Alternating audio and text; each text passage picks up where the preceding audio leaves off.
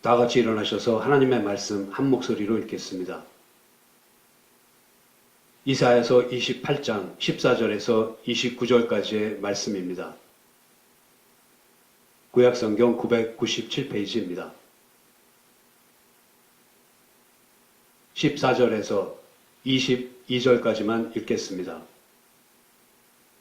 이사야서 28장 14절에서 22절까지의 말씀을 다 같이 읽겠습니다.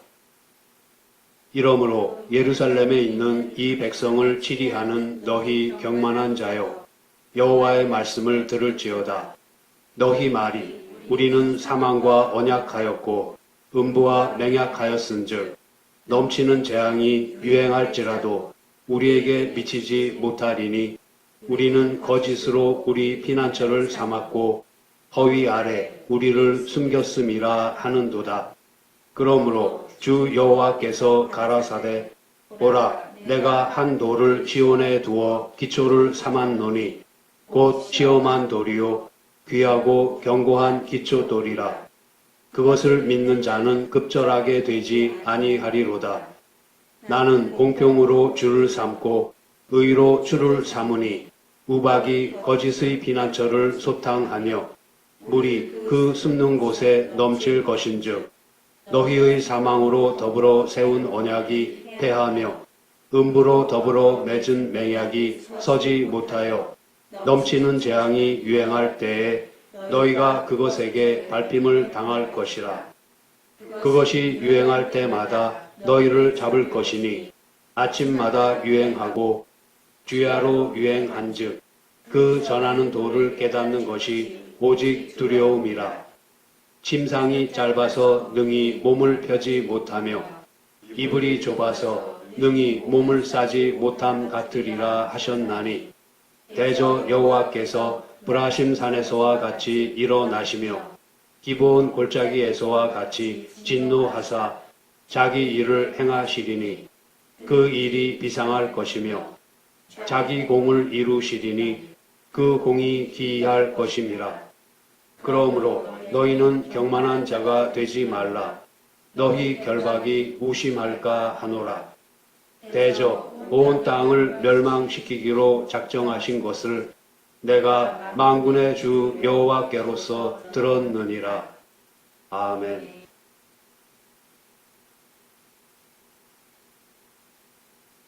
술에 취하고 세상에 취하여 교만하고 방종한 나머지 남유다를 어려운 상황으로 몰고 간 것은 종교 지도자들만이 아닙니다.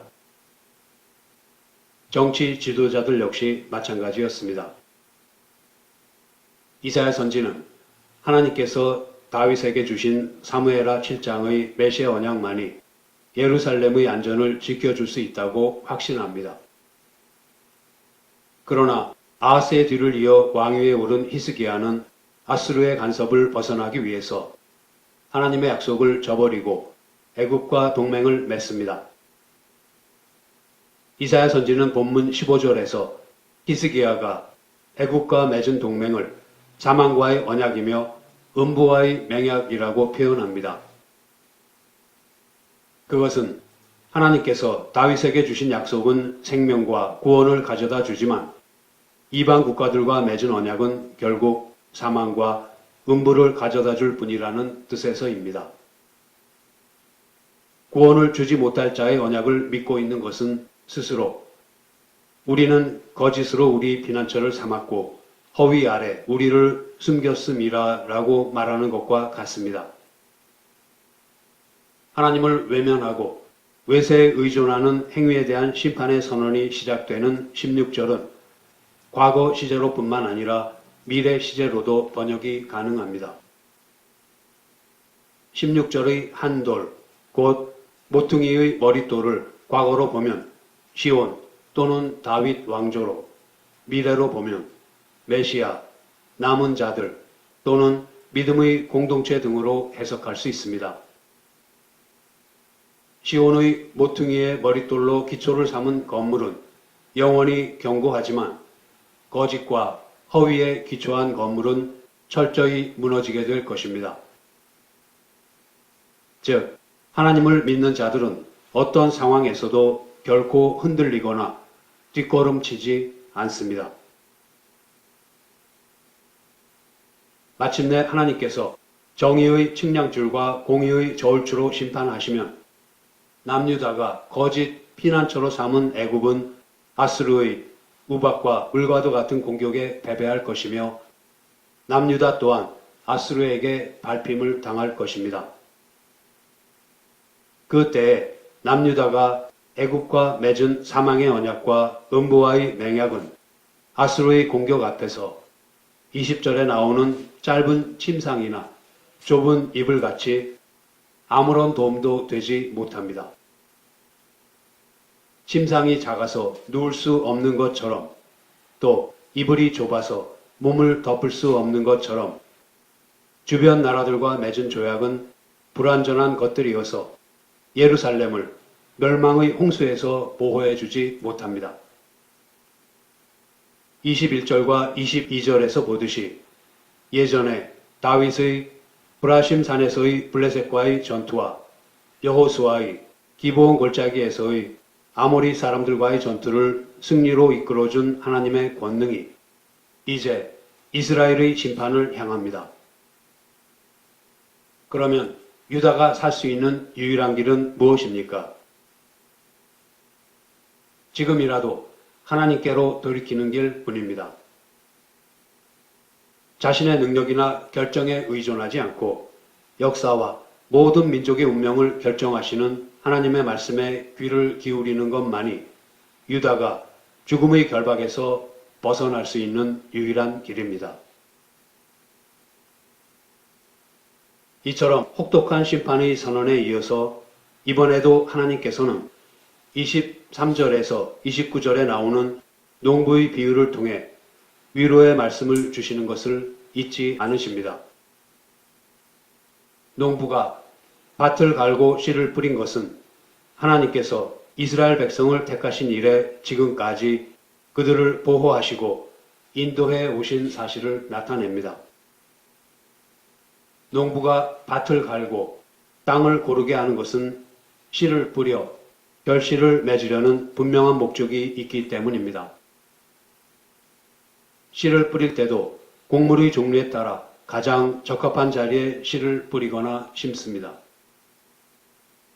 또한 추수를 하면서도 곡식에 따라 탈곡하는 방법을 달리 해야 합니다. 곡식에 따라 적합한 도구를 사용하는 것처럼 하나님께서는 심판하실 때도 그때그때 이스라엘의 상태에 알맞은 방법으로 하십니다. 농부가 곡식을 타작하는 것은 알곡을 깨뜨리기 위한 것이 아니라 알곡을 얻기 위함이듯이 하나님께서 하나님의 백성을 징계하시는 것은 그들에게서 죄의 껍데기를 벗겨내어 알곡과 같이 만드시기 위함입니다. 그러므로 우리는 죄에 대해서는 반드시 심판하시는 하나님의 공의와 택하신 백성을 향하신 하나님의 사랑에 감사드리며 징계를 달게 받아야 합니다. 오늘은 이스라엘의 심판 기준이 되는 한 돌, 곧 모퉁이의 머릿돌에 대해 살펴보겠습니다.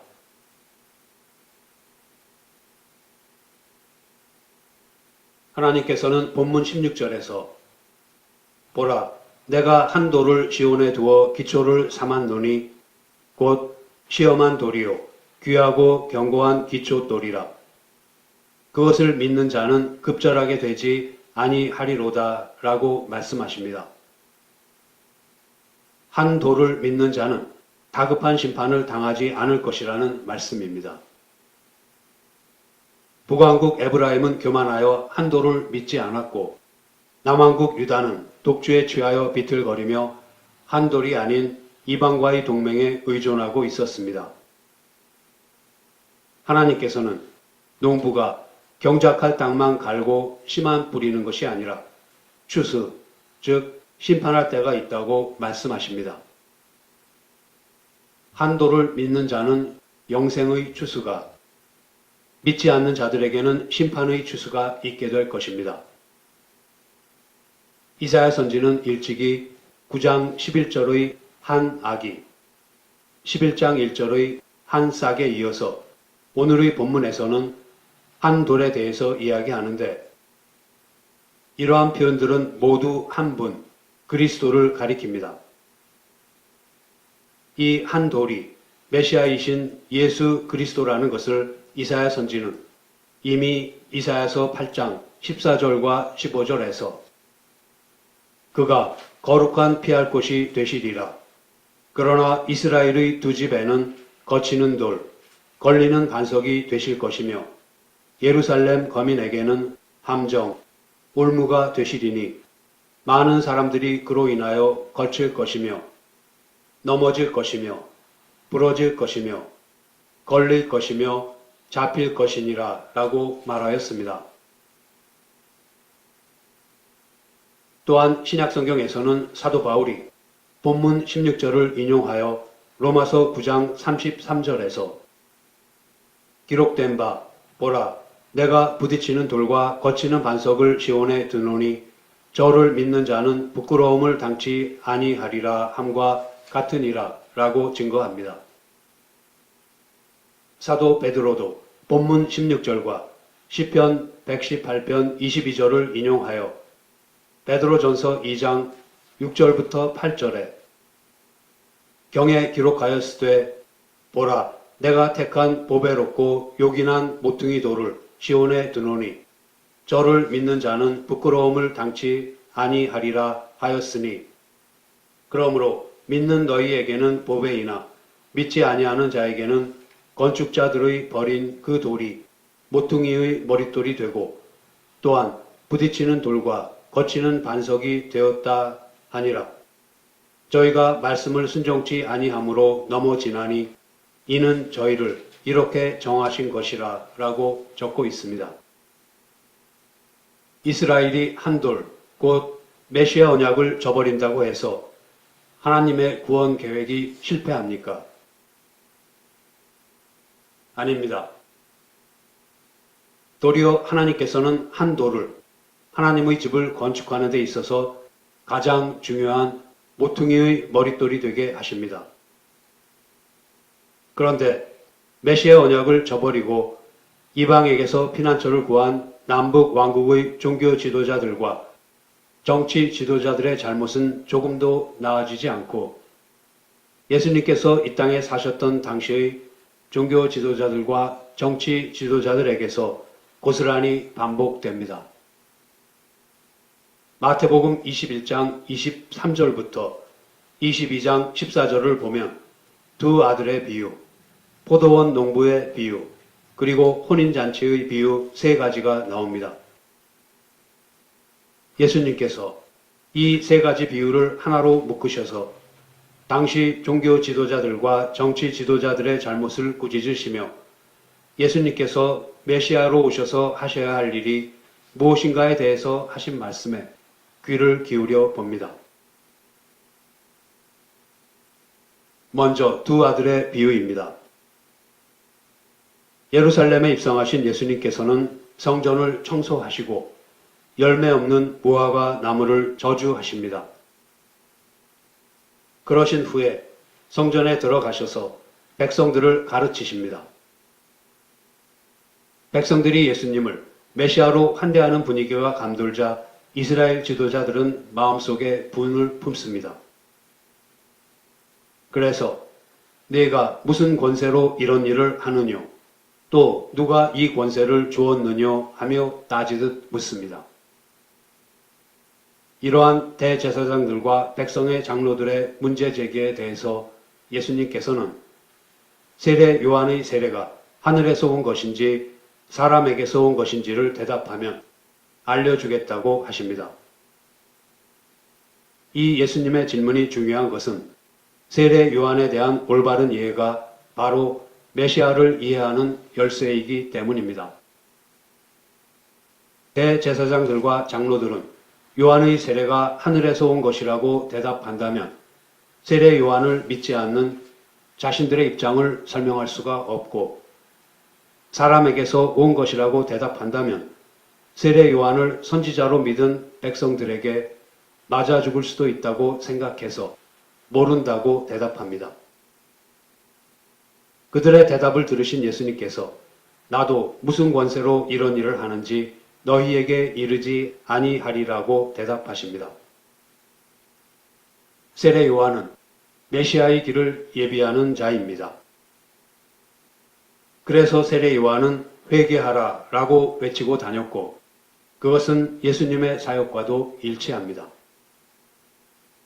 그러나 자기네들이 회개가 필요한 대상이 아니라고 여겼던 유대교 지도자들은 세례 요한을 적대시하였고 또 예수님께도 마찬가지 태도를 보였습니다. 예수님께서는 나도 무슨 권세로 이런 일을 하는지 너희에게 이르지 아니하리라고 대답하셨지만 사실은 이어서 말씀하신 두 아들의 비유를 통해서 자신의 메시아 되심을 그들에게 가르쳐 주십니다. 두 아들의 비유는 이렇습니다. 포도원 주인에게 두 아들이 있습니다. 포도원 주인이 맏아들에게 포도원에 가서 일하라고 했는데 가겠습니다 하고 대답하고서는 가지 않았습니다. 그런데 둘째 아들은 싫습니다 하고 대답했지만 나중에 뉘우치고 가서 일을 했습니다. 예수님께서는 두 아들 중에 누가 아버지의 뜻대로 행했느냐고 물으십니다. 대제사장과 장로들은 둘째 아들이라고 대답합니다. 마태복음 21장 31절과 32절 말씀입니다. 그 둘 중에 누가 아비의 뜻대로 하였느뇨? 가로되 둘째 아들이니이다. 예수께서 저희에게 이르시되 내가 진실로 너희에게 이르노니 세리들과 창기들이 너희보다 먼저 하나님의 나라에 들어가리라. 요한이 의의 도로 너희에게 왔거늘 너희는 저를 믿지 아니하였으되 세리와 창기는 믿었으며 너희는 이것을 보고도 종시 뉘우쳐 믿지 아니하였도다. 여기서 맏아들은 누구를 가리키고 둘째 아들은 누구를 가리킵니까?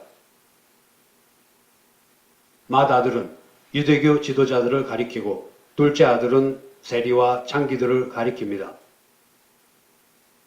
예수님께서는 이 비유를 대제사장과 장로들에게 말씀하시고 그들의 입을 통하여 둘째 아들이 옳다고 대답하게 하심으로써 스스로 자기들이 하나님의 말씀에 불순종하고 있음을 말하게 하신 것입니다.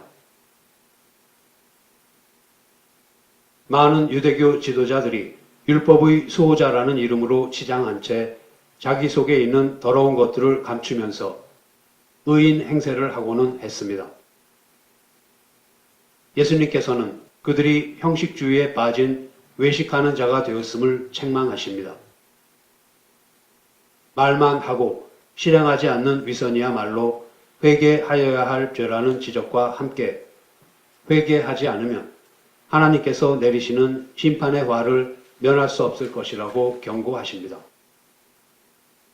이 비유에서 둘째 아들로 표현된 세리와 창기들은 사회에서 환영받지 못하고 따돌림을 당한 그 당시 사회의 가장 밑바닥 인생을 대표하는 사람들이었습니다. 그들은 말씀을 들으려고 회당에 갈 수도 없었고 제사를 드리거나 절기를 지키려고 예루살렘 성전에 갈 수도 없었던 사람들입니다. 그러한 세리와 창기들이 하나님의 은혜를 입게 됩니다. 그들은 거룩한 예루살렘 성전에서 화려한 예복을 입고 있는 제사장들의 외치는 소리가 아니라 들판에서 약대 털옷을 입고 있는 세례 요한의 회개하라고 외치는 소리에 찔림을 받아 회개하고 세례를 받습니다. 자신을 의인이라고 착각하고 있었던 유대교 지도자들은 회개하기를 거부했지만 자신을 죄인이라고 여겼던 사람들은 주저하지 않고 곧바로 회개하고 세례를 받고 예수님을 영접하였던 것입니다. 예수님께서는 겸손한 죄인인 세리와 창기들이 교만한 자칭 의인, 곧 외식하는 유대교 지도자들보다 먼저 하나님의 나라에 들어가리라는 선언을 하십니다. 이 일은 성전으로도 제사 제도로도 또 율법으로도 아니며 오직 예수님으로만 가능하다는 것이 두 아들의 비유로부터 배워야 하는 가르침입니다. 그런데 이 비유가 당시의 종교 지도자들한테만 적용되는 것은 아닙니다. 오늘날에도 입으로는 주여, 주여 하면서도 실제로는 전혀 하나님의 뜻대로 행하지 않는 사람들을 향한 심판의 메시지이기도 합니다.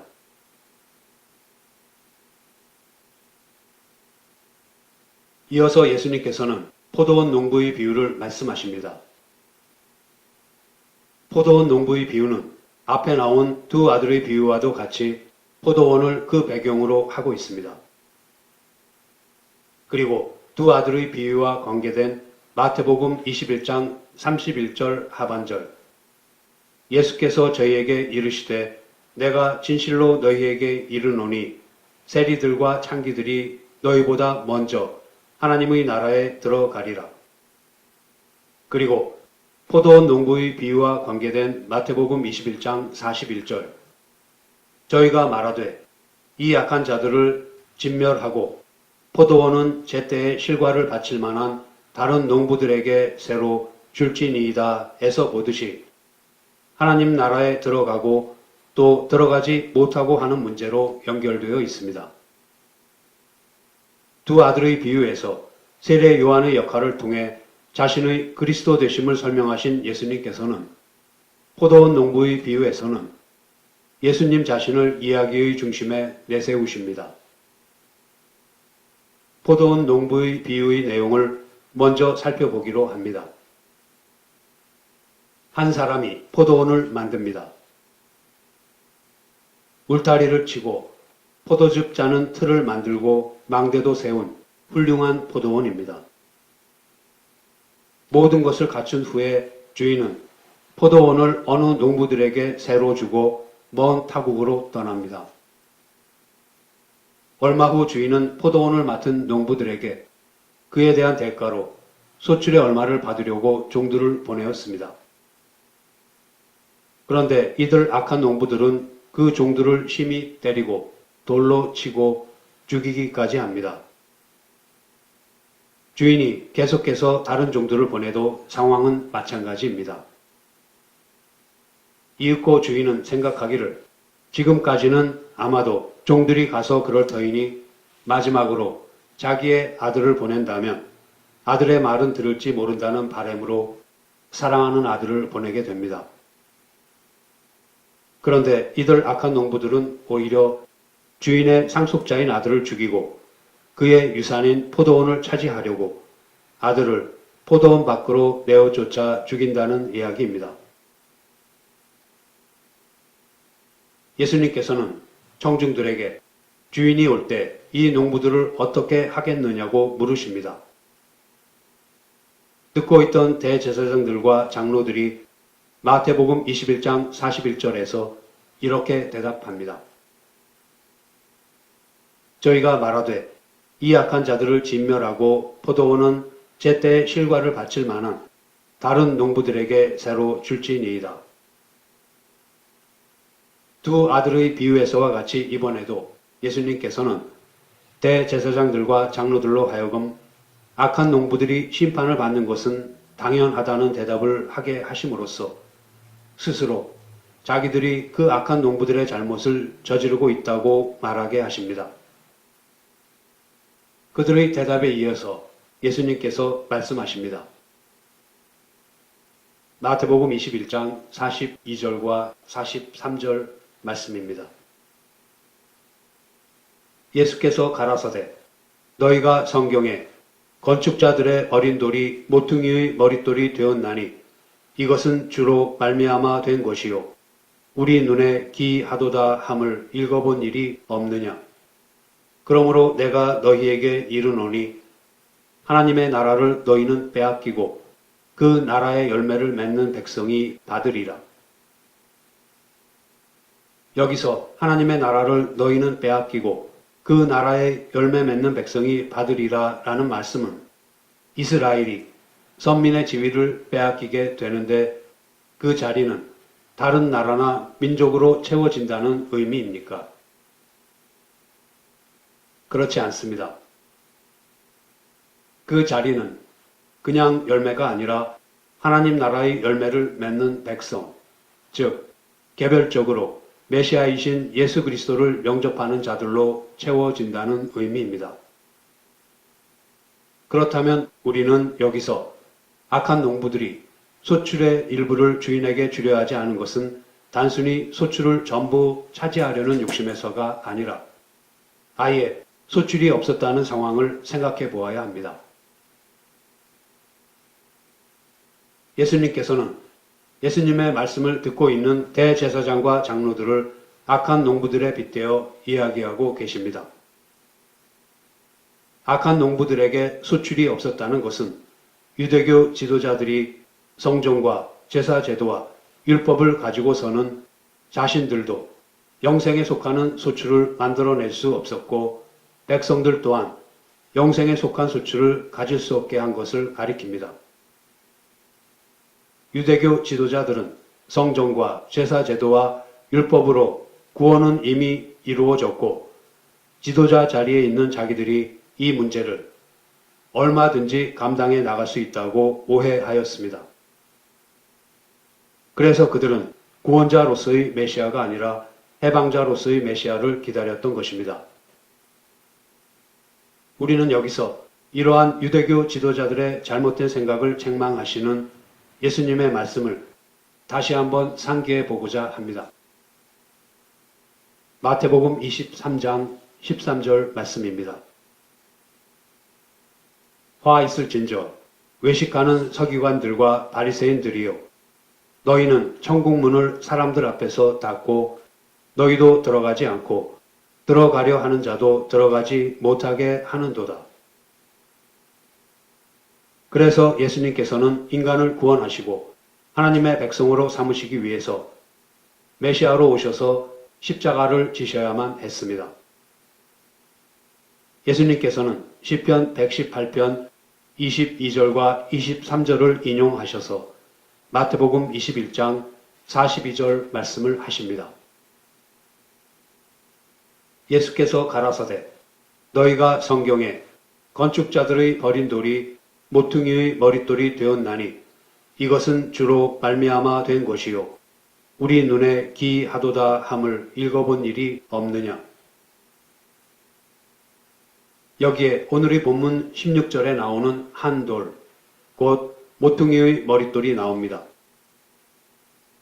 이 말씀은 1차적으로는 포로로 끌려간 이스라엘이 건축자의 버린 돌처럼 쓸모없어 보이지만 하나님께서 이스라엘을 회복시키셔서 영광의 자리에 세우실 것을 약속하는 말씀입니다. 2차적으로는 예수님께서 십자가에서 죽으시는 것이 힘없는 모습으로 보이지만 실상은 그것만이 인간을 죄와 사망에서 구원하셔서 하나님께 영광을 돌리는 길이라는 말씀입니다. 건축자의 버린 돌 같은 예수님께서 모퉁이의 머릿돌이 되십니다.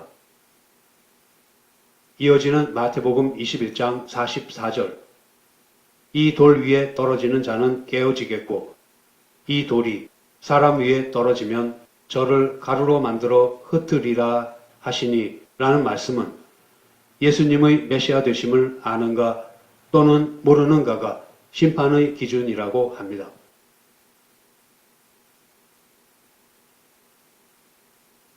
대제사장과 바리새인을 비롯한 종교 지도자들은 예수님께서 두 아들의 비유에 이어서 포도원 농부의 비유를 통해 자기들의 위선을 지적하시자 몹시도 화가 났으나 백성들이 보고 있어서 어쩌지를 못합니다.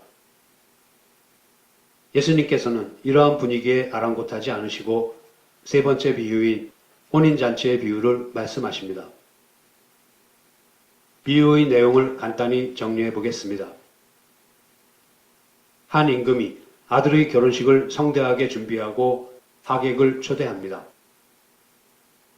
그리고 초청한 사람들에게 결혼식 당일 종들을 보내어 참석해 줄 것을 전합니다. 그런데 이미 초대를 받은 사람들은 한결같이 자기의 생업을 핑계로 결혼식에 참석하지 않습니다. 또 그들 중 몇몇은 왕의 종들을 모욕하고 죽이기까지 합니다. 왕은 노하여 군대를 보내 살인한 자들을 죽이고 동네를 불살라 버립니다. 그리고 이미 준비된 혼인잔치에 자리를 채울 하객을 아무나 불러들입니다. 왕은 결혼식장을 가득 채운 하객들을 보기 위해 들어왔다가 예복을 입지 않은 사람을 발견합니다. 예복을 입지 않고 결혼식에 참석한 사람은 불행히도 손발이 묶인 채 어두운 밖으로 던져집니다. 예수님께서는 청함을 받은 자는 많되 택함을 입은 자는 적으니라 라는 말씀으로 비유를 마무리하십니다. 혼인잔치의 비유는 포도원 농부의 비유와 왕이 보낸 종들이 죽임을 당하고 주인이 보낸 종들이 죽임을 당할 뿐만 아니라 아들마저 죽임을 당한다는 점에서 서로 연결되고 있습니다. 그 두 비유에서 종들을 죽인다는 것은 하나님의 부르심에 대한 이스라엘 백성들의 거부감과 적대감을 나타냅니다. 그러한 백성들이지만 왕은 혼인잔치에 참석하는 자격에는 아무런 제한을 두지 않습니다. 그러나 예복을 입지 않은 것만은 용납하지 않습니다. 앞서의 포도원 농부의 비유에서 영생에 속하는 열매를 맺어 하나님 나라를 얻을 수 있는 것이 오직 예수 그리스도로 말미암아서만 가능하였듯이 예복을 입는 것도 오직 예수 그리스도로 말미암아서만 가능합니다. 이것이 청함을 받은 자는 많되 택함을 입은 자는 적으니라 라는 말씀의 의미입니다. 우리의 구원은 우리에게 그 근거와 조건이 있지 않고 하나님께 그 근거와 조건이 있다는 말씀입니다.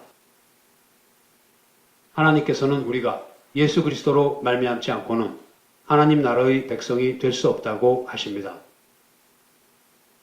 우리의 노력이 아무리 크고 또 어떤 조건을 가졌다고 해도 그것으로는 하나님 나라의 백성이 될 수 없다고 하십니다.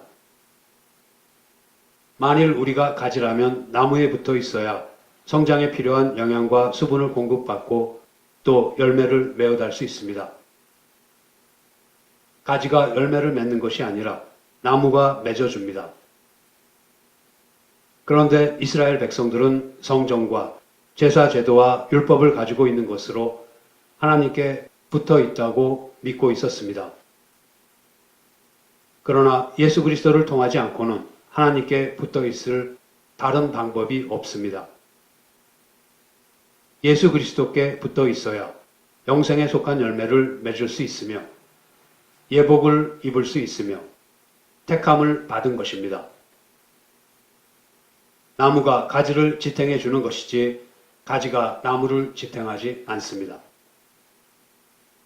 이것이 바로 청함을 받은 자는 많되 택함을 입은 자는 적으니라 라는 말씀의 의미입니다. 이 비유 역시 예수님만이 메시아 되시며 예수님을 영접하는 것만이 하나님의 백성이 되는 길임을 다시 한번 확인시켜 줍니다.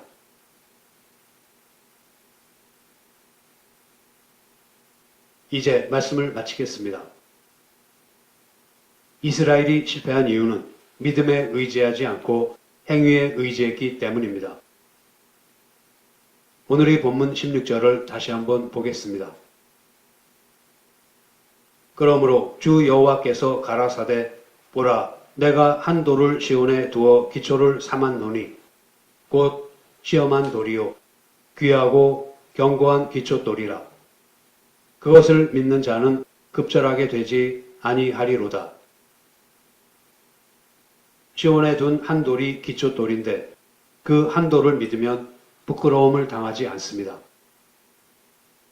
그러나 그 돌은 거치는 돌이 될 수도 있습니다. 시온에 둔 한 돌, 기초돌은 예수 그리스도를 가리킵니다. 우리가 조금 전에 살펴보았던 포도원 농부의 비유의 핵심은 건축자의 버린 돌이 모퉁이의 머릿돌이 되었다는 것입니다. 행위에 의지하는 자들은 하나님께서 주신 모퉁이의 머릿돌을 거부합니다. 하나님께서 주신 모퉁이의 머릿돌을 거부한다는 것은 곧 예수 그리스도로 말미암는 구원, 예수 그리스도로 말미암는 신앙을 거부하고 자기 자신을 기초로 삼는 것을 말합니다. 믿음을 의지하는 자들은 예수 그리스도께서 기초돌이 되셔야 한다는 것을 고백하는 자들입니다. 믿음에 의지한다는 것은 하나님 앞에 우리가 죄인임을 자복하고 예수 그리스도를 붙잡음으로써 은혜와 긍휼을 구하는 것입니다. 성경은 무엇을 하든지 주 예수 그리스도의 이름으로 하라고 요구합니다. 그래서 하나님 앞에 바로 서 있는 신자의 모든 기초는 예수 그리스도일 수밖에 없습니다. 하나님께서는 건축자의 버린 돌로서 모퉁이 머릿돌이 되신 예수 그리스도 외의 다른 이로서는 구원을 얻을 수 없으니 천하 인간의 구원을 얻을 만한 다른 이름을 우리에게 주신 일이 없다고 하십니다. 그러므로 우리는 예수 그리스도로 말미암지 않고는 하나님의 자녀가 될 수 없다는 사실을 진정으로 깨달아야 합니다. 하나님의 자녀가 된 후에도 우리를 연단하시기 위한 사랑의 손길을 결코 멈추지 않으시는 하나님께 감사드리며 우리를 징계하시는 뜻에 합당한 삶을 사는 지혜로운 자들이 됨으로써 하나님의 은혜를 헛되이 받지 말아야 할 것입니다. 성도 여러분, 시온의 한 돌, 곧 모퉁이의 머릿돌이신 예수 그리스도의 메시아 되심을 믿는 믿음을 의지하여 영생에 속한 열매를 풍성하게 맺어가는 저와 여러분이 되기를 소원합니다. 아멘. 기도하시겠습니다. 하나님 아버지, 저희들이 입으로는 주여 주여 하면서도 실제로는 주님의 뜻대로 행하지 않다가 부끄러움을 당하지 않도록 모퉁이의 머릿돌이신 예수 그리스도를 견고한 신앙의 기초로 삼게 하여 주심을 감사드립니다. 무슨 말을 하든지 또 무슨 일을 하든지 주 예수 그리스도의 이름으로 하여서 행위에 의지하지 말고 오직 믿음에 의지하여 살아갈 수 있도록 도와주시옵소서. 저희들이 먼저 손을 내민 것이 아니라 늘 주님께서 먼저 저희들에게 손을 내밀어 주셔서 굳게 붙잡아 주셨음을 고백합니다. 주님 앞에서 저희들이 죄인이라는 사실을 한시라도 잊지 않게 하여 주셔서 주님의 은혜를 결코 헛되이 받지 않게 하여 주시옵소서. 주님의 메시아 되심을 올바로 이해하는 주님의 자녀로 만드시기 위해서 행하시는 연단을 감사함으로 받는 저희들이 되게 하여 주시옵소서. 우리 주 예수 그리스도의 이름으로 기도드립니다. 아멘.